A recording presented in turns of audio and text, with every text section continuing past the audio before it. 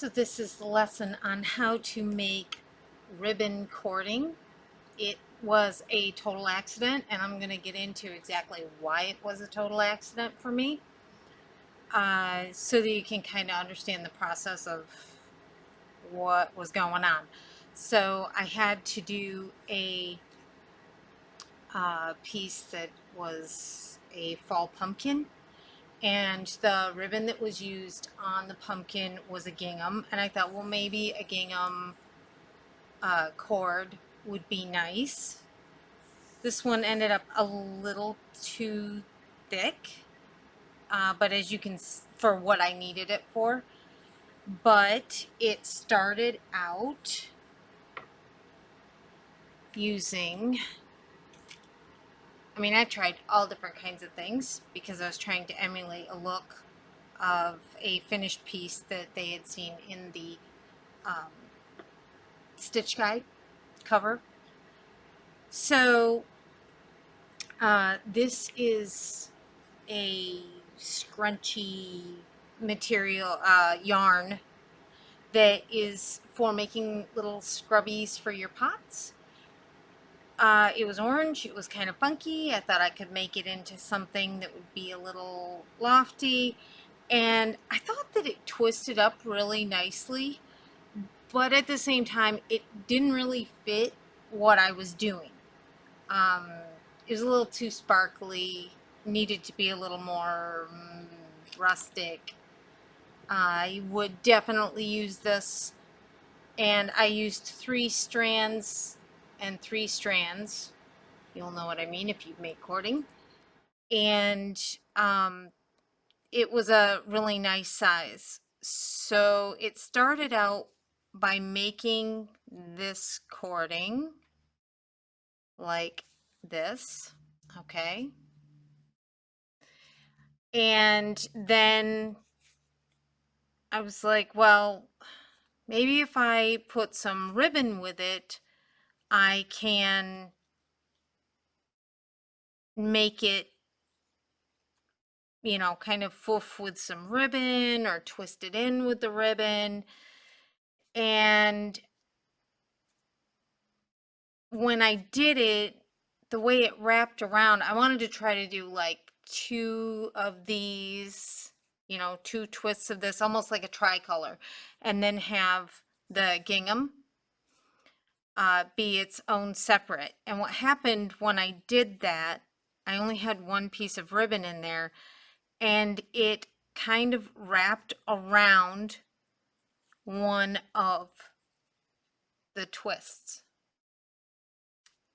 Well, that's all it takes is, the inspiration of it. So just like when you go in to buy pre-made cording, you'll find that there are some of the metallics where they've wrapped um, gold foil around it. I'd say around a core, which is usually white, which is why I say don't use it, because then when you sew it on, sometimes it'll split, the foil will, and you can see the white through it, and it just makes it look kind of cheap and not very nice as what you want it to be with the whole sparkle factor. So this is what I came up with. Okay, the basic concept of all of this is you're going to start with, now I used floss on the previous one, so I think this will be thin enough. This is 5 and 5, I think. Nope, it's 6 and 6. And it means there's 6 strands and 6 strands. I'm using white as the base color just because I don't want to take a chance that this, so the 2 ribbons that I used on this cording were the gingham that I believe I got at Hobby Lobby, and then this sparkle on one side. Let me see if I can get it to catch the light. It's a glitter. I think that you got to keep it kind of thin. I'm not sure that a grosgrain will really work for it, but by all means try it. You never know what's going to work and what's not going to work. So I started by securing, let me move it so that you can see what I'm doing. Just like every time I make cording, I tie the two ends. Oop, oop, oop. Gotta love fishing line. I tie the two ends together. Let me push this there a little. There we go. All right. And of course it just unfurled. So I'm going to bring that around just once. And now I'm going to knot it again. Okay. Boom. All right. Next, on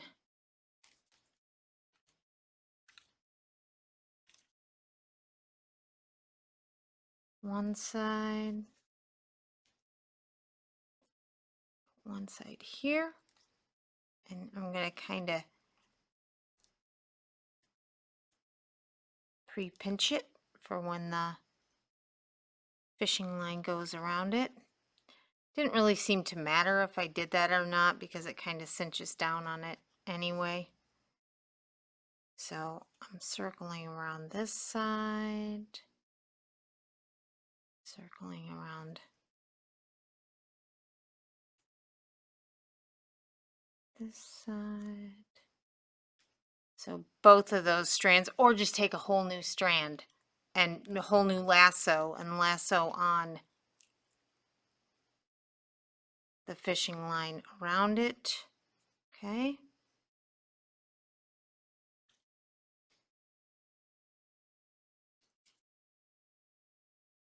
There's one.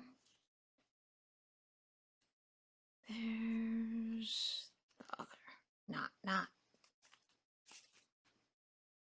Okay. We're going to cut off a little of the excess, and that goes for the fishing line as well. Don't keep it as long as the other. And then you're going to go like this. Get lots of glue down in there. Kind of smear it, wipe it off. Don't do this with your fingers because I have asbestos fingers. Sorry. Anytime it doesn't stick if your fingers are wet. Doesn't mean it's not hot, but it doesn't stick to you, so then it doesn't burn you. You can also use flat nose pliers, and you can also use silicone fingertip grips, which is what I have in all my classes now. Sorry to those of you before that didn't have those there and you burnt your fingers because you had some drip on you or you forgot to use your smashers, the flat nose pliers. Okay, so now we're going to take and put our flattened end in our vise. This is a fly tying vise. You can use any old vise, standard vise, tabletop vise, whatever you want to call it. Okay. So I'm doing a very short sample piece so that I don't have to have two cameras. Unfortunately, I don't advise using a drill on this one. Yes, I know. It's so much tighter when you do the drill, but it'll be on and off and on and off, and let's just keep it simple. Okay. So, smooth out your ends. We start our tape top side and rolling to the right. All right. And I got to start on this side because see how it is in my vise? I want it to this This side would be like this, and then I'd be fighting when I twist this. So we're gonna switch that up a little. There. Just fit it in screen. At the top, and then roll it down on itself. Okay. Don't smash your tape, because then you can't roll it in your fingers. Okay. Excuse me, I have like absolutely no moisture in my skin right now from handling everything I've been handling today. So we're turning away from us, to the right, to the right. Get it about halfway so that it's nice and tight. If you just did this where you just put it in together and extended this down already, what would happen, and look at that, perfect. What would happen is that the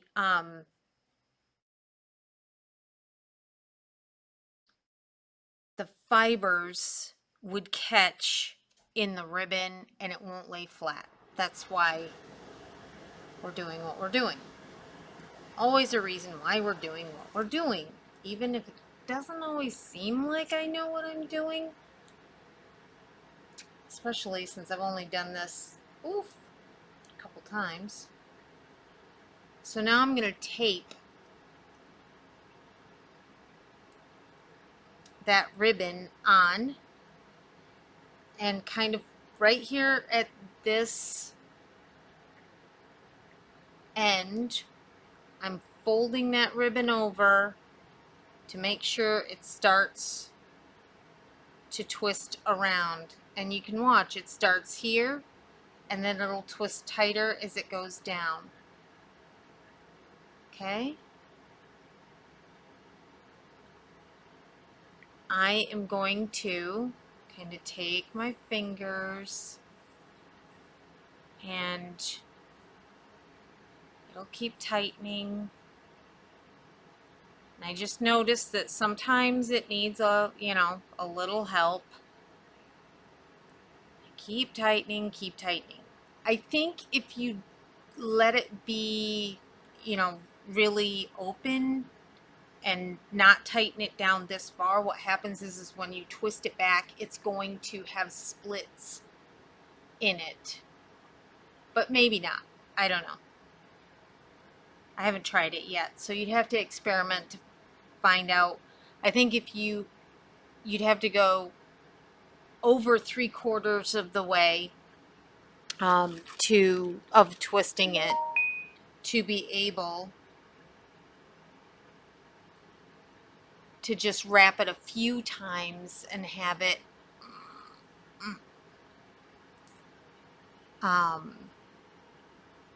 sorry, forgot to turn down there. Okay, so now we're going to do the next one, and we've already smoothed it out, and I'm just going to start turning it away from me.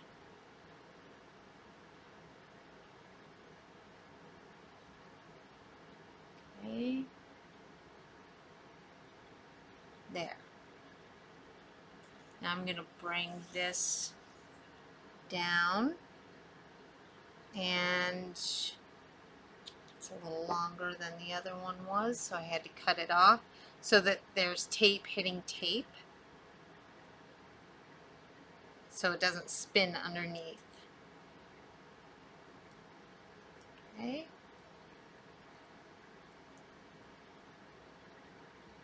Did I do it right? Yeah, I did it right. So I'm just twirling that around. Okay.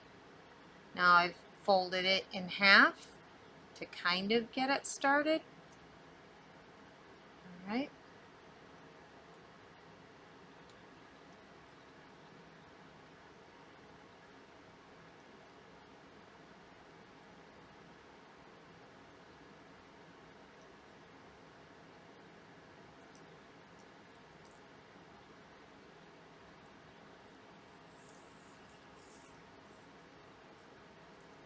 I'm going to be glitterific after this is done. rolling all of these little peaks so that the edges kind of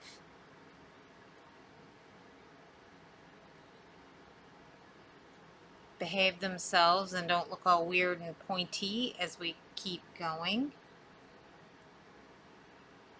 And I'm cranking it right down till it's hard, hard, hard.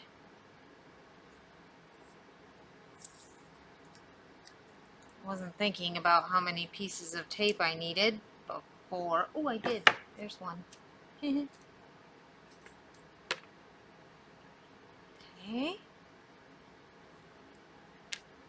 That. Now we have our two pieces together. So now this time I am putting the tape, the bit at the bottom, the fibers at the bottom of the tape, and now it's going to turn towards us. It naturally wants to do this. Okay, ready? And we twist it towards us. And I'm going to over twist it. Okay, kind of. Now let it go gently and controlled. Okay. And that is how you do the ribbon cording. Now I can see that there's a couple spots where, like right there, that's not it, but that's got a little split in it. So as I'm going around putting it on my ornament, and I'm not quite sure why this, oh, there's only one spot that did that though. Interesting. Learn something every time you do something. So I just pinned this on so that I could show you guys, but if I was actually putting this on, number one, I would sink here and here because the ribbon didn't go around because it's very close to that leading edge that was in. And if I'd paid attention a little better to if it was folded around or not, live and learn. Then as I put this on, I would make sure to bury this one that has this little split in it. Oh my gosh, it's not fibers. That actually is, no, that one's there. Okay, I was going to say. So that's a piece of white ribbon right there. So just twist it until the one that is a little wonky is buried on the underside. Okay, and that's it. That is how you do the ribbon around both. You could do one ribbon and just a solid of the other. It's really interesting how the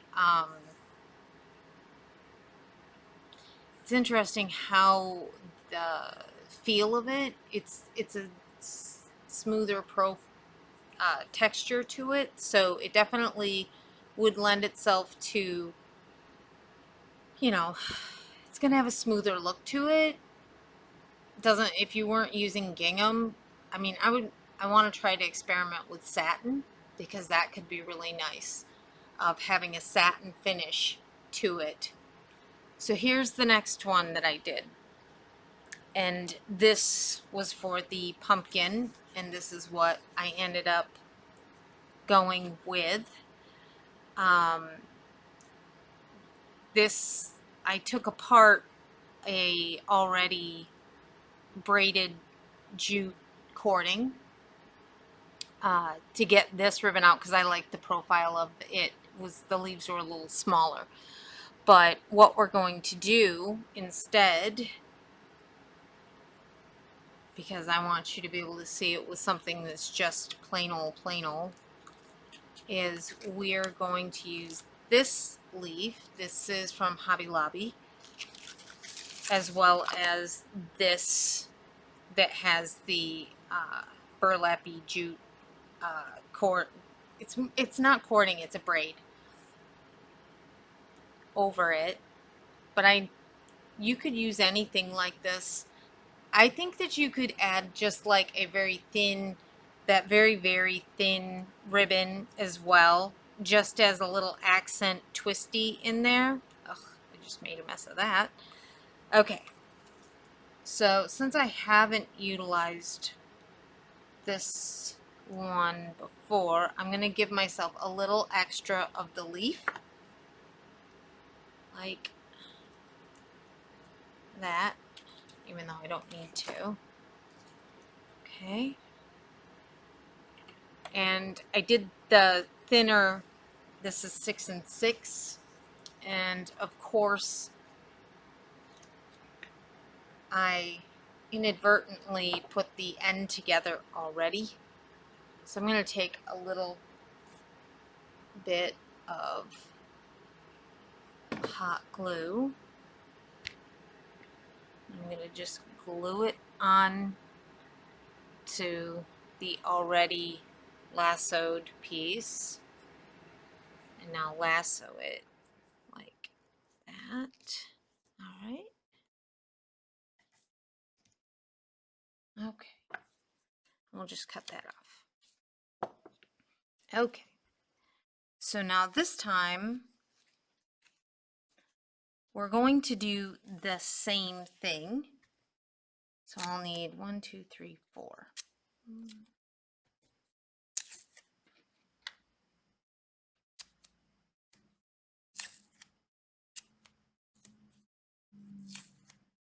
Okay. Take the one in my hand, starting at the top. Now, if you want to use your drill, go for it. I just think taking it on, taking it off, it's just easier to get it started the other way, then put it in the drill once you have your ribbon taped on. Okay, so we have it this small. It's interesting. Don't remember it being, this looks bigger than that. Okay, never mind. Still gonna use what we've got here. So, like this. Okay, I'm gonna cut that off there. I am going to tape that on. Okay. And now I'm going to twist.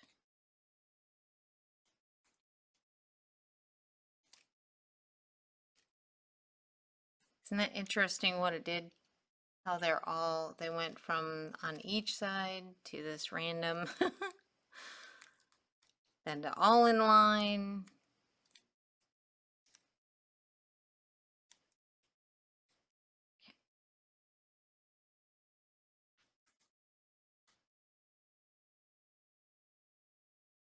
Put the one in. And I didn't want it to be overwhelmingly leaves, ton of leaves. So I did the second just as a standard, the top like that of the tape, and then start rolling it down.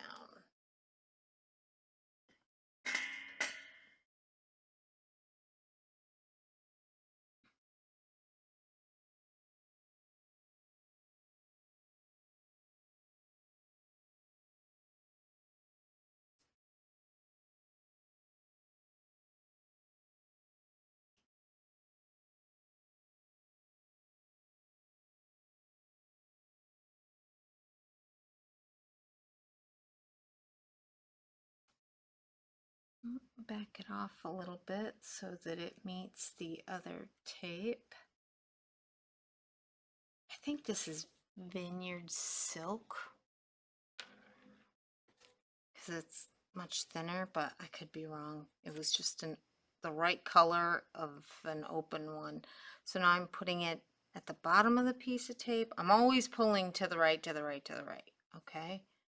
Because otherwise it's going to curl up, fold over on itself. So now I'm going to twist it towards me. So it's to the right, put them together, we left together. Okay.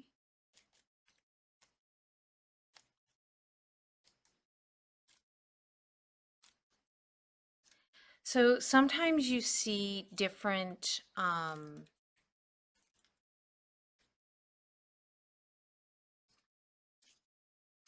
different types of trims uh, at Christmas time that have, say, uh, like little fuzzy things on it, or I know that we have some different trims that have like tiny pom-poms on them. Potentially, you can use any of that stuff to twist it into cord, twist it in with something else. It's just experimenting. Getting this,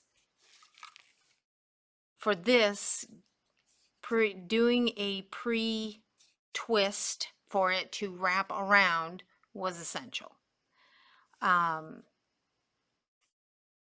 And I definitely would be twisting this because you can see it wants to kind of roll back, way back. But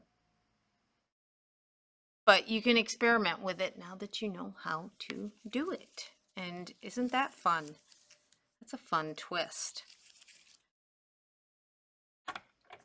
You could do it with greens if you had your little leaves. You can, oh, so many things. You could potentially do it with the skinny ribbon and then take a pin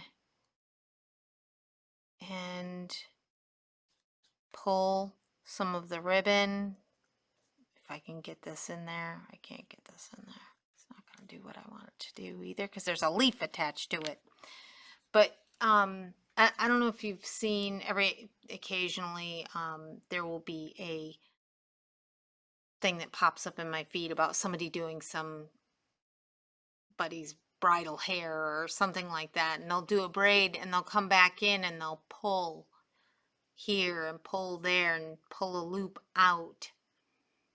I think potentially you could do something like that with this where you're able to pull a loop out and distort it a little bit, or like we do with wire edged ribbon where you grab the wire and then you pull the ribbon down, the fabric down, and it will scrunch it together.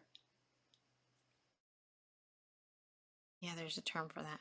So that it's all cinched in together and it looks like, you know, little tiny skirts or things like that. And you take the entire ribbon out of the other wire out of the other side so that it just gathers together.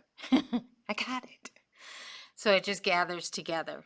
So this is just a few alternatives to kicking your cording to the next level. Now that I've shown you how to do this, I can't wait to see what you guys come up with. And I hope you will tag me in your finds of what you figure out to take this to another level. All right, enjoy.